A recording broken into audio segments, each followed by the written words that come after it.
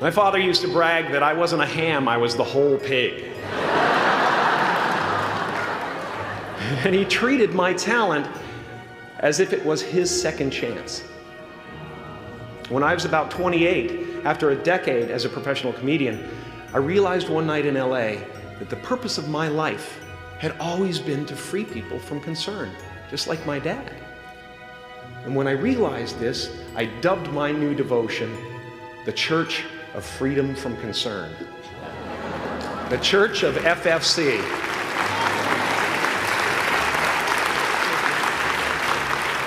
And I dedicated myself to that ministry. What's yours? How will you serve the world? What do they need that your talent can provide? That's all you have to figure out. As someone who's done what you're about to go and do, I can tell you from experience, the effect you have on others is the most valuable currency there is.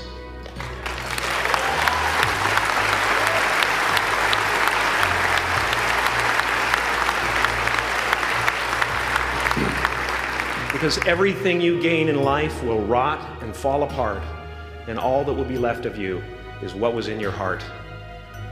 My choosing to free people from concern got me to the top of a mountain. Look where I am. Look what I get to do. Everywhere I go.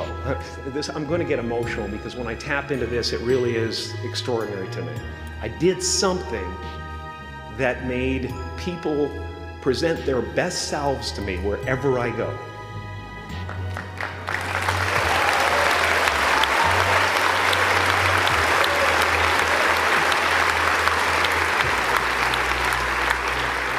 I am at the top of the mountain, and I was, and the only one I hadn't freed was myself, and that's when my search for identity deepened.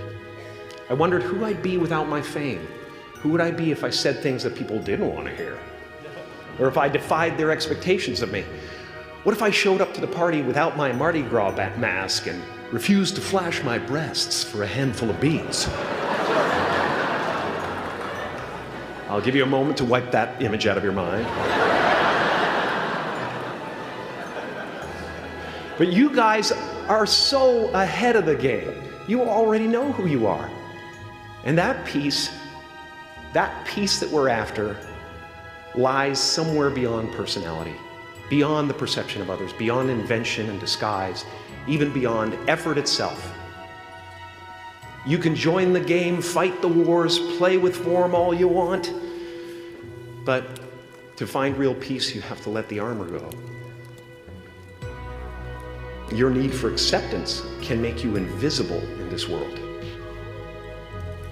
Don't let anything stand in the way of the light that shines through this form. Risk being seen in all of your glory.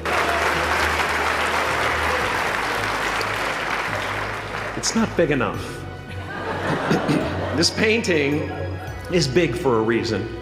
It's called high visibility. It's about picking up the light and daring to be seen. Here's the tricky part.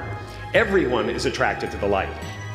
The party host up at the top, who thinks unconsciousness is bliss and is always offering to drink from the bottles that empty you. Misery below her.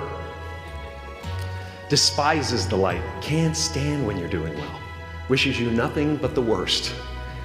The Queen of Diamonds, under him, needs a king to build her house of cards. And the hollow one down bottom there will cling to your leg and say, please don't leave me behind, for I have abandoned myself. Even those who are closest to you and most in love with you, the people you love most in the world, will find clarity confronting at times. This painting took me thousands of hours to complete. And when I was finished, thank you, thousands of hours, yes. I'll never get them back. I'll never get them back. I worked on this for so long. I was weeks and weeks like a madman alone on a scaffolding. And when I was finished, one of my friends said, this would be a cool blacklight painting. So I started over.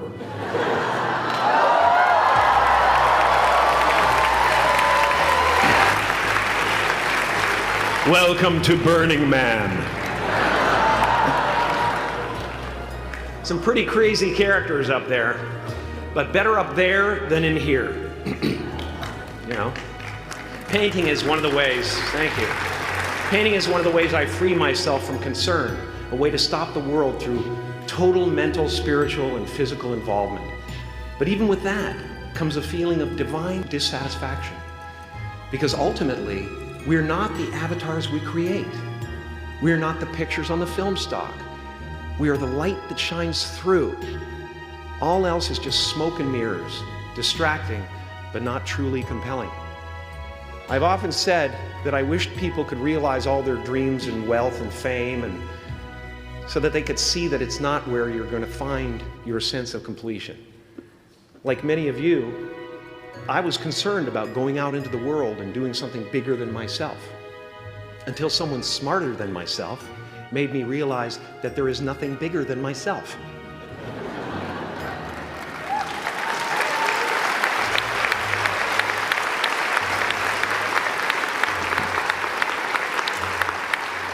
My soul is not contained within the limits of my body. My body is contained within the limitlessness of my soul.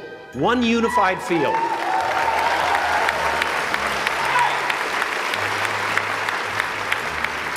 One unified field of nothing, dancing for no particular reason, except maybe to comfort and entertain itself.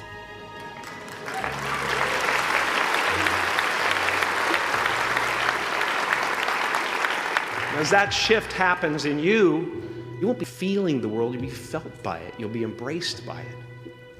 Now I'm always at the beginning. I have a reset button, and I ride that button constantly. Once that button is functioning in your life, there's no story that the mind could create that will be as compelling. The imagination is always manufacturing scenarios, both good and bad, and the ego tries to keep you trapped in the multiplex of the mind.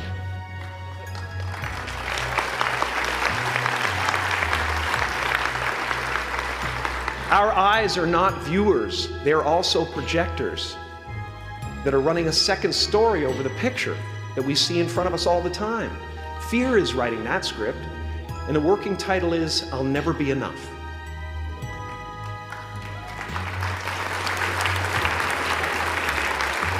Now you're going to look at a person like me and say, how could we ever hope to reach those kind of heights, Jim? How can we make a painting that's too big for our home? How do you fly so high without a special breathing apparatus? This is the voice of the ego. And if you listen to it, there will always be someone who's doing better than you. No matter what you gain, ego will not let you rest. It will tell you that you cannot stop until you've left an indelible mark on the earth, until you've achieved immortality. How tricky is this ego that it would tempt us with the promise of something we already possess?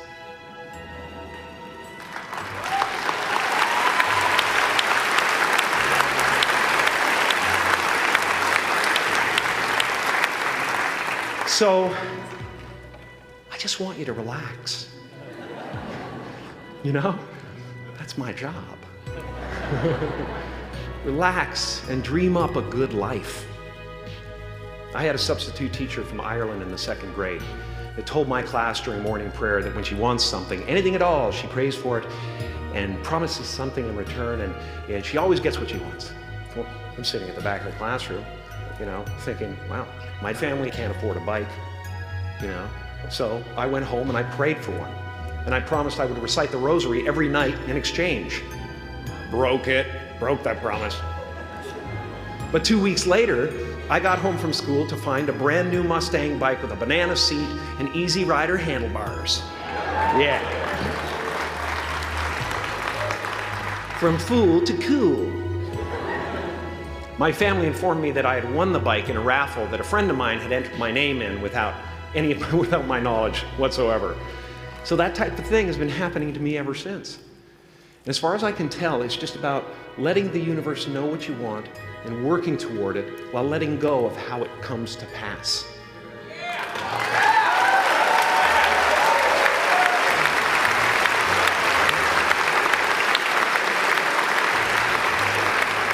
Your job is not to figure out how it's going to happen for you, but to open the door in your head. And when the door opens in real life, just walk through it.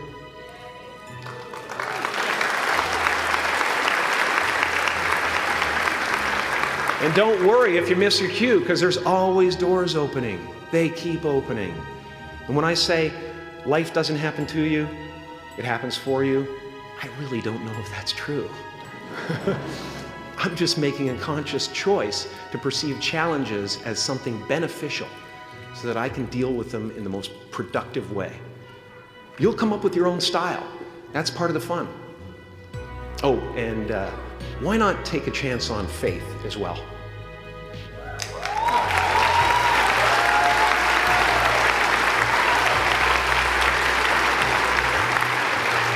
Take a chance on faith. Not religion, but faith.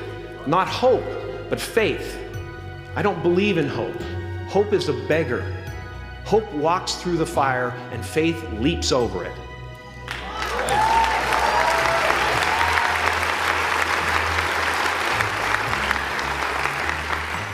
You are ready and able to do beautiful things in this world. And after you walk through those doors today, you will only ever have two choices: love or fear.